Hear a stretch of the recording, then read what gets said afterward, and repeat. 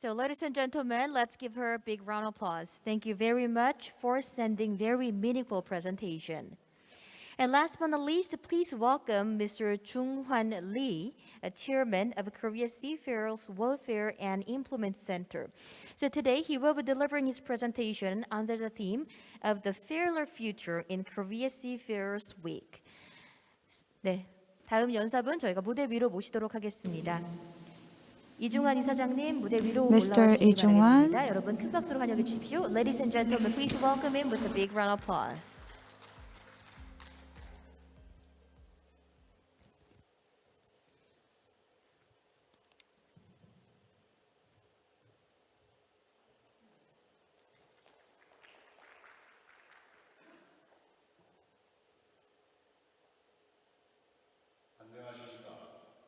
Good afternoon, ladies and gentlemen.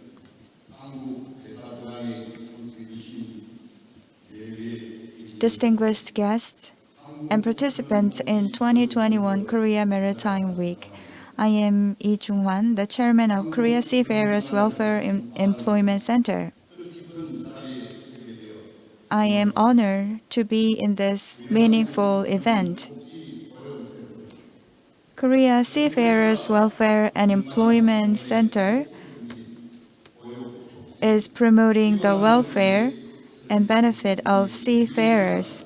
We're the only Korean institution to support the welfare of seafarers and handle and deal with the problems and challenges faced by seafarers. So,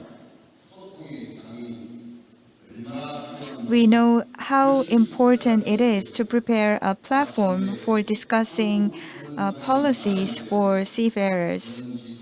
And we hope that Korea Seafarers Week would be a very good opportunity for promoting better treatment and welfare of our seafarers. Without seafarers, shipping industry cannot develop. However advanced the shipping technologies might become, the ship cannot move without seafarers. Seafarers are not just laborers, but are the core personnel in this industry. So, in major maritime policies, we should also discuss the seafarer-related policies, especially seafarers are playing important role in transporting crude oils, foods, trading goods, and medical supplies. In times of crisis and challenges of the nation, seafarers are very important human capital. The role and importance of seafarers have been highlighted by the unprecedented COVID-19 pandemic. Due to COVID-19 pandemic, national borders were closed, but seafarers took the risk of losing their life in transporting their life necessities, COVID-19 prevention kits and tools through maritime transportation. For the sake of the life of the people and of the nation, without seafarers' rules, it could have been very difficult for us to overcome COVID-19. On this occasion, I would like to extend my sincere respect and gratitude to our seafarers for their contribution to overcoming COVID-19. And I would like to pay my sincere consolation to the seafarers and their families who lost their lives during COVID-19 pandemic. This is the statistics data from our center. If you look at the statistics here, the status of seafarers have constantly decreased in Korea. In 2016, we had 35,685 seafarers, but in 2020, we've seen a decrease in the number of seafarers by 5.9%. Such a decrease in the number of seafarers is a very important issue that may have negative influence on the global trade in Korea. The use of national vessels will make contribution to the growth of international trade. And for all industries in Korea and for all people in Korea, seafarers' role has direct and indirect impact. But every year, we see the decrease in the number of seafarers in Korea. We want to resolve this issue by cooperating with the Ministry of Oceans and Fisheries to conduct a project. As you see here, we are trying to increase the number of seafarers working in national flag carriers. As a result, in 2020, we nurtured 208 seafarers for national flag carriers. As such, we are trying to maintain the minimum required number of seafarers and supply sufficient number of competent seafarers. However, next year, the number of seafarers we're going to nurture is expected to decrease to about 122 seafarers. Our center and the Ministry of Oceans and Fisheries did the best effort to secure the budget for the training. However, in Korea, there's a lack of recognition on the importance of the seafarers for national flag carriers. To overcome the problem, we have to improve the perception of people on seafarers. This is what we thought. Next, I would like to show you the current status of seafarers leaving their jobs. For the past 5 years, an average of 2,890 seafarers left their seafaring job, and the proportion of seafarers aged 60 or older took up about 39% of the total. If this is combined with the number of seafarers aged 50 to 59, the proportion of old-aged seafarers is over 50%, and it is getting more difficult for us to find young seafarers. The existing seafarers decide to leave their job because of many reasons. One of the reasons is that they stay far away from their families and friends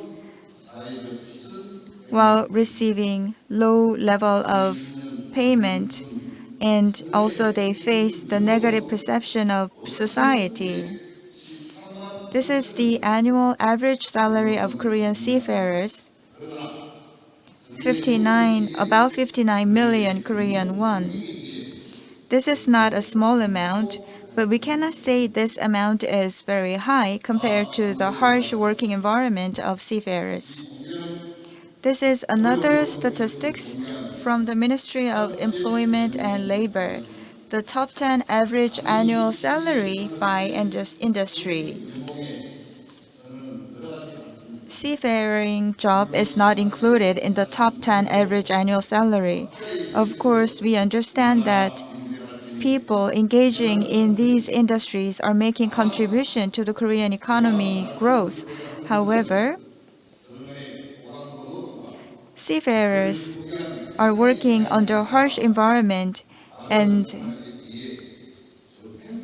they have difficulties in maintaining their daily life with their families and friends. So we need to think about whether the seafarers' compensation or salary is underestimated compared to their contribution. And our center is the only institution dedicated to the welfare of seafarers. For land land-based workers, we have Workers' Welfare and Benefit Corporation, which is a public institution in Korea. But for seafarers, we are lack of financial resources and institutions to support their welfare. Seafarers deserve higher level of welfare benefit, but in reality, they are not really enjoying the benefit they deserve. If you look at the welfare projects for land-based workers, they have made a big progress. However, the welfare projects for seafarers have not really been developed, and there are issues related to the working conditions for seafarers, like the standard working hours for seafarers are not yet properly established. We also need to talk about the cultural problems the seafarers experience on board. And above all, we need to change the perception of the society. The Korean society does not have positive perception on seafarers. So, of course, we need to take political and administrative measures to improve the image of seafarers. And at the same time, we have to break the stereotype against seafarers. At the same time, we have to protect the human rights of seafarers. This could be done once we improve our perception on seafarers. Seafarers have the right to receive fair treatment. They also need to work under fair conditions. Seafarers need to work in a safer working environment as well. For fair future and fair working environment of seafarers, we will continue our efforts to take the leading role in improving the relevant policies and institutions. We need to reflect on these issues in a more in-depth manner. In order to improve the working environment of seafarers, we need to listen to the voices of the seafarers and take up improvement measures through mutual collaboration and cooperation. In this regard, I would like to extend my deepest gratitude to the Ministry of Oceans and Fisheries for giving us the opportunity to discuss the importance of seafarers and discuss the ways to enhance the welfare benefit for seafarers. Our seafarers will continue to faithfully fulfill their roles. On this occasion, we feel that we have a very heavy responsibility to be fulfilled. We hope that the programs and projects prepared by the Ministry of Oceans and Fisheries will be properly conducted through our center so that our seafarers will enjoy the benefit.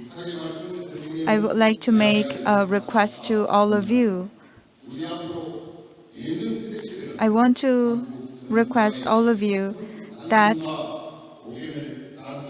you pay great attention and interest in the annual Korea Seafarers Week so that we can promote fair future of seafarers. I would like to ask for your support and interest.